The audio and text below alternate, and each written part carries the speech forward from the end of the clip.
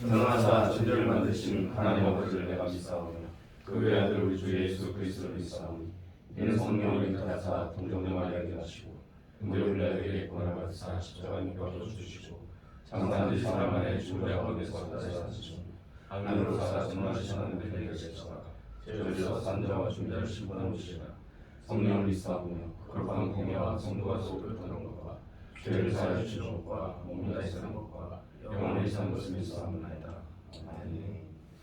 네, 오늘은 학업과 신앙 사이에 고민하시는 부모님을 위해서 말씀을 준비했습니다. 본문은 로마서 8장 19절에서 21절입니다. 로마서 8장 19절로부터 21절 다 같이 공부하겠습니다. 피조물이 고대하는 바는 하나님의 아들에게 나타나는 것이니 피조물이 허망한데 굴복하는 것은 자기 뜻이 아니요 오직 굴복하게 하신 이로 말미암습니다. 그 바라는 것은 피조물로 썩어짐의 종로 같은 데서 해방되어 하나님의 자녀들의 영광의 자리에 이르는 것이니라. 아멘.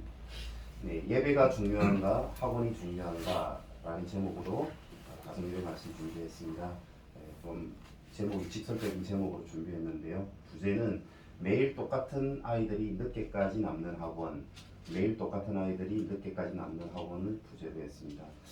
냉정하게 저희 부모님들에게 여쭤봅니다. 자녀들을 왜 굳이 학원에 보내는가? 특별히 정확하게는 우리 초등학생을 대상으로 하는데요. 초등학생 때부터 왜 그렇게 학원에 보내야 하는지 모두가 이야기합니다. 공부를 잘하게 하려고. 근데 공부를 잘하는가요? 글쎄 아닌 듯합니다. 또한 공부를 잘한다는 기준도 잘 모르겠습니다. 분명 자유학년제 아닙니까? 자유학년제는 시험도 없습니다. 그런데 무엇으로 자녀들을 잘한다 못한다 평가하고 있습니까?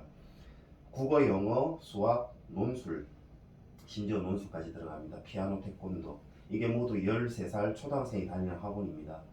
그리고 대부분 학원은 산더미 같은 숙제와 시험으로 아이들은 늦게까지 붙들어줍니다.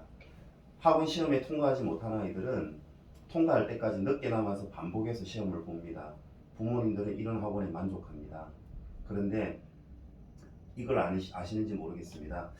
매일의 시험을 통과하지 못하는 아이들이 매일 똑같다라는 사실입니다. 무엇을 의미합니까? 진짜 좋은 학원이라면 학생들의 실력이 향상되어서 통과하지 못하는 학생들은 줄어들어야 하고요. 달라져야 됩니다.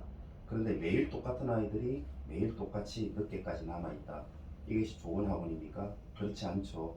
학원에 다니는데도 실력은 늘지 않는다라는 의미입니다. 밤늦게까지 통과 못한 시험을 반복해서 보는데도 성적은 오르지 않습니다. 아이들은 힘겨워합니다. 행복하지 않습니다. 미래도 잘 모르겠습니다.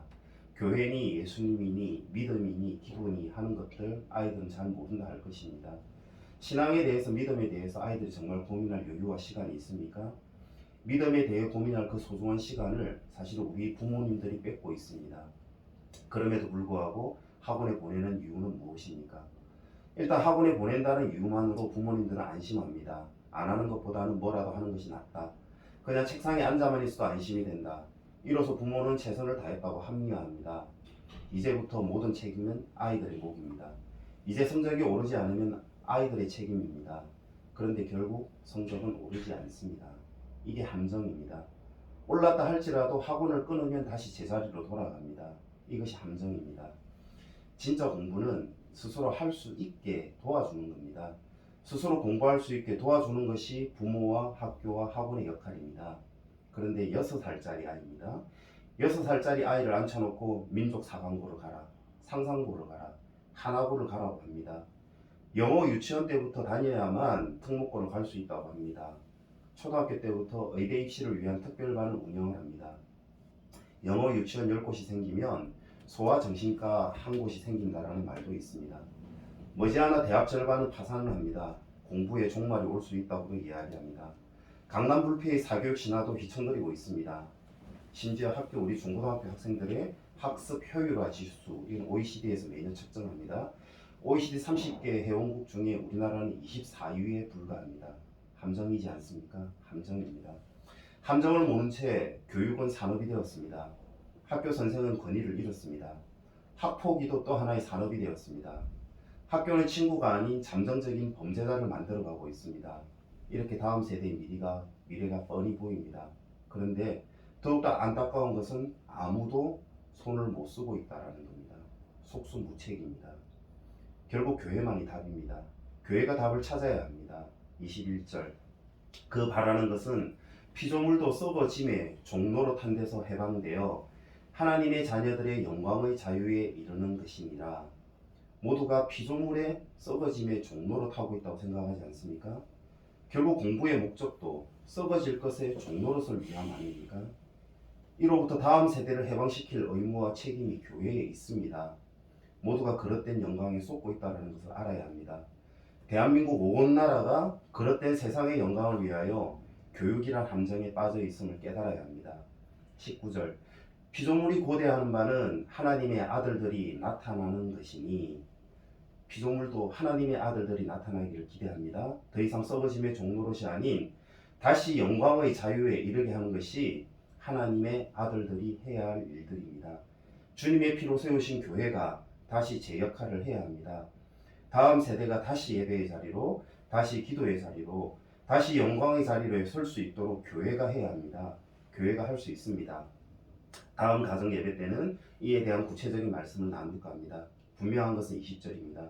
피조물이 허무한데 굴복하지 않는 것은 자기의 뜻이 아니요 오직 굴복하게 하시는 이로 말미암음이라. 모든 세상과 피조물이 결국 허무함에 굴복하게 하는 것은 오직 하나님의 능력과 뜻에 있습니다.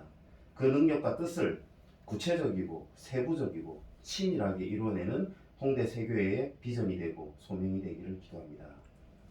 주기도문으로 마치겠습니다. 하늘의 신령을 하시어 이름을 올리는 것이시며 나라의 마옵시며 뜻이 하늘에서 같이 땅에서도 이루어지며 오늘 우리에게 일용할 양식을 주시고 우리가 우리에게 죄 지은 자를 사하여 준 것 같이 우리의 죄를 사하여 주시고 우리를 시험에 들지 마옵시고 다만 악에서 구하옵소서. 대개 나라와 권세와 영광이 아버지 영원히 있사옵나이다. 아멘.